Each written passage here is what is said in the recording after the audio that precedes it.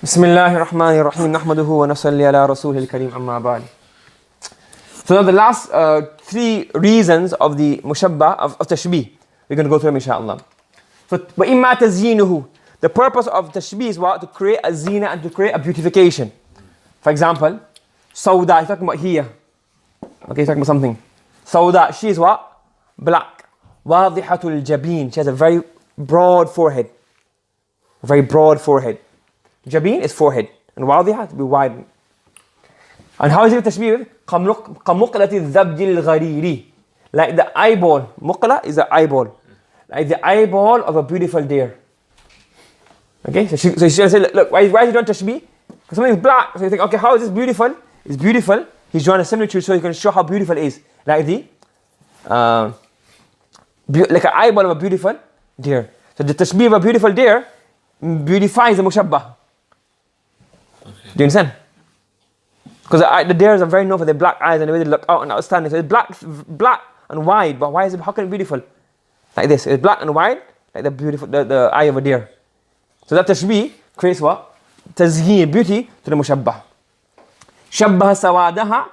The poet draws resemblance to the blackness of the person, of the here, bisawadi muqladi dhabyi, with the darkness of the eyeball of the deer. Why tahseen laha? To show the beauty of the mushabbah bihi. Mushabbah, sorry. Yeah. Okay? For example, كَأَنَّهُنَّ الْيَاقُوتُ وَالْمَرْجَانِ. The hura are like what? Yaqut and marjan. Why tashbih? To show how beautiful they are. Okay? Opposite of that is taqbih. To show how ugly or how to deface it or to show that it's not beautiful. For example, وَإِذَا أَشَارَ. It cusses the person. He says, وَإِذَا أَشَارَ مُحَدِّثًا. When he points, and when he's laughing, when he's ashara, when he talks, when he points. فَكَأَنَّهُ. It is ashara to point. So when he points, muhaddithan, talking. فَكَأَنَّهُ. It is as though he is qirdun. Qirdun is what?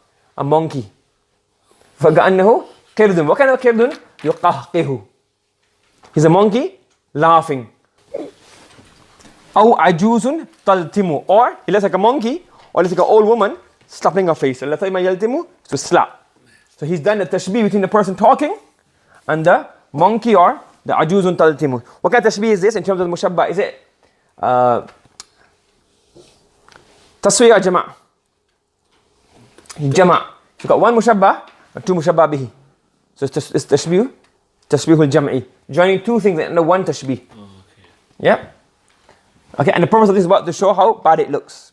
For example, another example, إِنَّ شَرَطَ زَقُومٍ طَعَامُ الْأَثِيمِ يَغْلِي فِي الْبُطُونِ. And it says the buds of Jahannam are كَأَنَّهُ رُؤُوسُ شَيَاطِينَ. As though its heads are what? Heads are? Like what? The heads of shayateen. Here there's a very interesting story. One of the reasons that Balagah was actually compiled into a science was that one of Ma'mun Rashid, one of his wali, one of his governors, asked one of the people in that time, that how is this tashbih right? Because we don't know what the roots of shayateen look like, do we? No. So how can I give tashbih to the root of shayateen when we don't even know what it looks like? How does that help us? You get the question? Yeah. So then he said, you know what? The reason for this is because then he gave a poem of some other poem. He gives a poem where somebody gives, he goes that his fingers are like the nails of a ghost or nails of a monster from pre-Islamic poetry. So look, you don't have to understand, that doesn't even exist. But the concept that comes to your mind, what does it do? It gives you the ability to understand it. Even though we don't know what Rus Shayateen look like. But by hearing Rus Shayateen, straight away we get, the buds of this tree might look really, really what? Yeah, ugly. So even though we don't know what this looks like, we can just imagine it. We don't know what it looks like. But still, what does it do? It does a job. And when he had that question, he went back and he wrote a book. It's called, I think, Majaz al-Quran, I think. And the first, Abu Ubaidah, his name was Abu Ubaidah. And then he wrote this book on Majaz al-Quran. So he went back and all these kind of different verses, he explained what it meant. In terms of using the Arabic, so that people don't get confused. And that's one of the earlier books in Balagah. But isn't that like a lot with fiction books as well? That you don't necessarily know what something means, but they give that comparison and they pick it up through the writing. Yeah.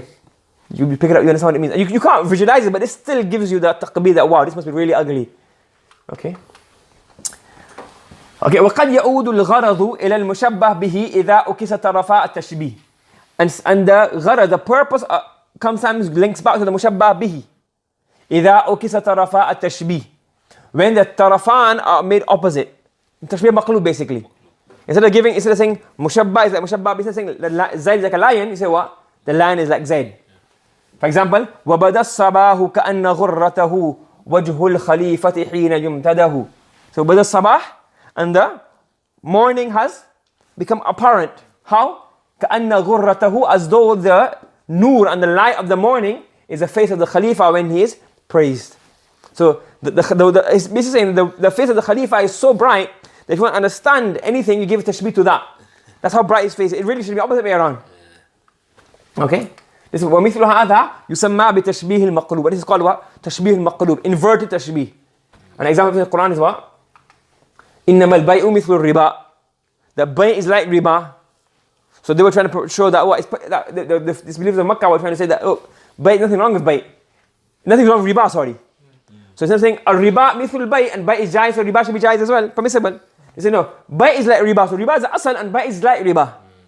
Okay? Another one, فَنَجْعَلُ الْمُسْلِمِينَ كَالْمُجْرِمِينَ. Should we treat the Muslims like we treat non-Muslims? Should we treat the Muslims like they're criminals? Meaning Allah saying this, those who believe, those who submit. Should we treat them the same in the hereafter? Not in the dunya, in the hereafter. Like the criminals? So we أَفَنَجْعَلُ الْمُجْرِمِينَ كَالْمُسْلِمِينَ. تقليب. So not taqlib. مقلوب. قلب. أَفَمَنْ يَخْلُقْ كَمَنْ لَا يَخْلُقْ is the one who creates, the one who doesn't create. It's supposed to really أَفَمَنْ لَا يَخْلُقْ كَمَنْ يَخْلُقْ. We can do qalb of it, invert it. And this is something common amongst Arabs. Okay? So this is the end of our tashbih discussion. You have Arkanu Tashbih, Aqsamu Tashbih, and Aghradu Tashbih. There were 3 chapters, 3 different discussions. Arkanu Tashbih, we have what? What are the Arkan? Mushabbah, Mushabbah bihi, wa Tushabbah, and Adat Tashbih. Yeah? And then Aqsamu Tashbih, we discuss it in 1, 2, 3, 4, 5 different ways. The first aspect is what? Regarding the makeup of it. Is it one element or more than one? You have Mufrad, Murakkab, and you have different combinations, 4 different combinations. Then you have the I'tibar Tarafayhi, are they more than one or are they only one? Meaning, how many tashbihs are they all together? If there are more than one tashbih, then it comes under one of these. If they're both equal amounts, same amount of mushabbah, same amount of mushabbah bihi, you can either malfoof, interweaved, or mafruq, separated. And if they're uneven numbers, if they're more than one mushabbah and one mushabbah bihi, it's called taswiyah. Okay, yeah. And if it's more than one mushabbah and more than one mushabbah bihi, it's called jama'. Then regarding the wajhu shabah, if the wajhu shabah is one element, you call it ghayr tamtheel. And if it's more than one element, it's made of a collective group of things make up the resemblance. You call this what? Tamtheel. Then the wajhu shabah, if it's mentioned, you call it mufassal. If it's not mentioned, you call it mujmal. And then if the other tashbih is mentioned, you call it mursal. And if it's not mentioned, it's been removed, it becomes what? Tashbih mu'akkad. And a tashbih mu'akkad and tashbih mujmal together called what? Tashbihun baligh. And then we did the أغراض tashbih today, either to show the imkan mushabbah, the possibility, the hal, the miqdar al-hal, taqreeb al-hal, tazyin al-taqbih, and you also find others as well. And this is the end of our discussion of tashbih. Basic, not too deep, but you got a rough idea and you got terminologies in your mind. And from here you can, if you see it in anywhere, so you can go on and analyze it. And people have gone a lot deeper, but this is a basic introduction to it. Okay? Any questions? Yeah? Subhanallah bihamdi subhanakallahumma wa bihamdika nashhadu an la ilaha illa anta wa nastaghfiruka wa natubu ilayk.